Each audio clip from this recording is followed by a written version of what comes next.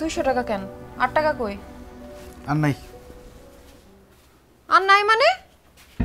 তুমি কি আর কি মারতেছ আমার লগে? কি কথা কইতেছ না কেন? আরে বাবা, ঢাকা শহরের একটা টোকায়ও তোমার তে বেশি টাকা কামায়। আমারে 9-6 বুঝায়ও না, টাকা বাইর করো। আমি বুঝলাম না টাকাটি কোথায় গেছে।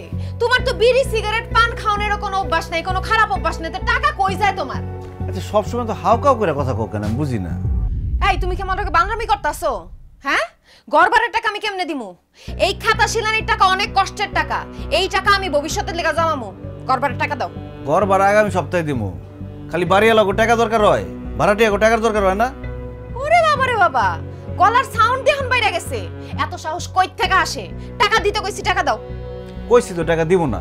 দিবা না কেন সেটার উত্তর দাও। আমি জানি কি?